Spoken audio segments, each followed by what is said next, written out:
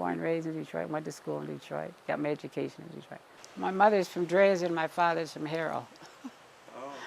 I'd say yes, they come. Yeah, they're farm people. One time I was 3 or something, I spent time out in the farm in Dresden. And then also I go to, my mother's from there, my dad's people are from Harrow, so I sort of went to both farms. They were different type farming. So I learned a lot about farming. Theirs was general, Grandpa had the tobacco and different things. My parents, they went to Detroit. Daddy left the farm, which is in Harrow. My mother left the farm, which is in Dresden. He went to Detroit. He got on the police force. He served over 31 years on the police force of the 6th Precinct. So I had a father who raised me. I'm the oldest. He had no boys. So guess who learned to shoot 45, 38, wrestle, and do everything was me. Okay, so that's how I was in Detroit. Went to school, graduated from high school, went to Wayne in Detroit, yeah. But they went to Detroit like anybody else to get a better job or something. So my father was going to work at Ford's, and Mother didn't like the idea of Ford's. So he went to the police station, and he got on the police station at 6th Precinct. He worked there for 31 years. So he worked at the police station, and my mother worked at the hospital in Detroit. So that's how I got hospital and police mixed up, I guess. And I used to come every summer and spend time with my grandmother, or else go to Harrow and see the other grandmother. So that's how we visited backwards and forwards and spent the summer vacation.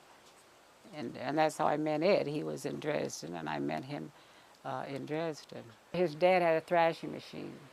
And you know how they go from farm to thrash? Well, they were thrashing at my grandmother's. And his father said, would you mind feeding the men first, these young ones? They have to go out and grease. Everything has to be greased or, done. So he asked me, and he was one of the ones that had to go out. So I had to fix his plate first. And for a farmer, he didn't eat very much. He's a big guy, but he didn't eat much. Yeah, but his dad put that barn, built his barn and the name up there and whatnot. Now, how long you guys are here, I don't know. Because I've only been here since we've been, like married, but Dad built the farm. And Dad was a farmer. And I remember I didn't like fences.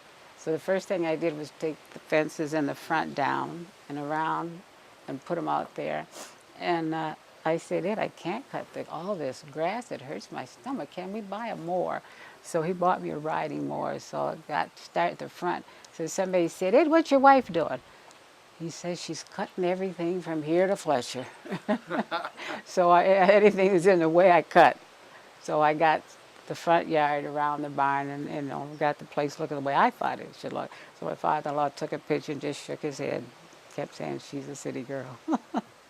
I remember that 22 you shot me, and I shot my first rabbit, brought it in, skinned it, and cooked it. The thing was so tough, it must have been 100 years old.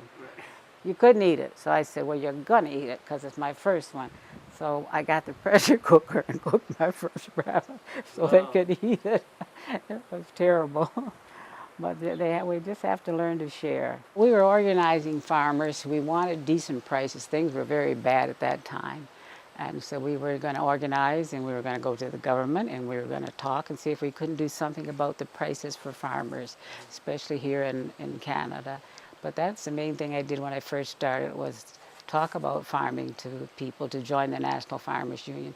So I'd say they were mainly curious about what this organization was going to do, mainly for them. For anything craft produced, in the milk and the whatnot, we set up a boycott. We asked farmers not to buy anything of craft. Oh yeah, consumers began curious what these farmers were doing, what were they talking about, and as they learned more about craft and what they produce and why and so on and forth, they began to boycott craft too. When it's prices and money, and it affects you, and you're buying groceries, you're going to kind of listen and see what these farmers are all about. Organic, I think, was one of the main words that they first started pushing around. Organic this and organic that. And the farmers said, what is it? Well, how is it going to affect us? How much is it going to cost us? Where do we get it from? What country, are we going to be able to produce it in Canada? Or will we always have to get it overseas? And what's our government going to do to support us and this type of thing? So those are some of our early problems. I wasn't sure what a convention was or what was going to be expected of me. And I think I went to Winnipeg the first time to see what it was all about. And I met a lot of farmers from across the country. And we all had the same problem. We wanted more money for what we produced. That was it. So how do we do this? How do we educate it? And how do we educate the government? Definitely. How can you doubt that when you have us women? Yes. The women were very active in the National Farmers Union organization. I took pictures of our farm whenever I went to meetings, and they said, well, can you drive a tractor? Can you this? I can remember the first time Ed taught me to, it was a little bit of land up near Buxton, and he said, I think you can work it up. Just go slow, and he told me what to do. And all of a sudden, there's 3 buses, the kids getting off, and they're staring. She's a city girl. She married Ed. Look what she's doing. She's driving a And so I drove a tractor and talked to the kids. Say, this is a wonderful chance to talk to them about farm union. They're curious about me as a city person, so I could talk to the kids and I help organize the kids, get them to talk at school and different things about farming, yes. They sent me to Australia, where they're just as bad there. And we talked about farming. And then I went down to New Zealand and found that northern New Zealand was different than southern New Zealand with different problems and whatnot. I was thinking when they sent me to Kenya, Tanzania, Mozambique. That's the African part. And I went to a village and I thought, now what in the world am I going to talk about? What am I going to say? I don't know what to do. So I said, I know what, take those sandals off and come on out here. I drew a line, they're barefooted and farming. I taught physics and health. So we're going to learn how to run. We're going to learn how to win a race. On your mark, get those hips up, da-da-da-da-da. So we spent the day in physical education and health, and they thought, how in the heck is she going to work that into farm? Well, that's easy. I'll call the government and ask them to send this last Olympic film that I saw to me so I can show the children in Africa that they can make the Olympics. They're farmers, but they have something to offer. So they said, oh, that's what you're doing, sneaky. I said, yes, I'm using my physical education to help the people learn farming. And it worked, and we farmed, and we correspond to each other and whatnot. But they had fun in the physical education. So did I. So I covered all of South Africa, and I learned a lot. And I hoped I brought back a lot to the National Farmers Union. Yeah, we were quite proud of that when we'd get letters and cards from people around the world and asking about the Farmers Union or if what Dolores was doing or where was she or something like this. And it made us feel good, We've done something. They were interested in what we were doing, and we always were interested in what they did. We always answered letters. We always sent postcards and pictures and invited them to come here whenever it was possible to come here for something. Sometimes take money out of our pocket or whatever, but because I think we've had people here from around the world come, and they were interested mainly because of me being colored, what was happening, and we'd have them around, to see about the Farmers Union and whatnot. So it was interesting to meet people from around the world. It said my bags never got unpacked to the end. Never got unpacked. Farming is important. And you go to the grocery store to buy your food and whatnot. And it's from farmers who produced it. And you're going to buy it or whatnot. So I think the message is there. You like to eat? Well, you support the farmers. It's just that simple. But we have a National Farmers Union shirt that I'll wear sometime. What's that for? What do you do? And what do you get out of it? And why, unions?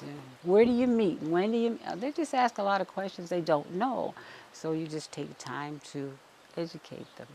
And especially the children in school. I had any trouble. The kids always wanted me to talk to them about farming and to listen and to learn about farming. So I never had any problems with the education part of it.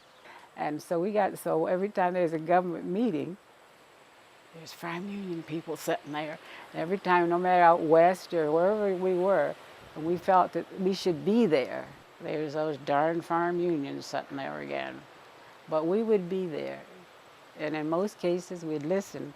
But if we had something to say, I don't think you'd find a bashful farmer, because this is their livelihood and their family and whatnot. And I think we would speak out and say what had to be to be said. Well, it's important that we organize each other and understand each other. Yeah, it's still important. We don't always do it. A lot of us are independent, want it our own way and whatnot, and we're not for working together. And that's still important across the country, because I know they didn't know who I was or where I was from or what I was or what nationality or whatnot, but they knew my name was Dolores.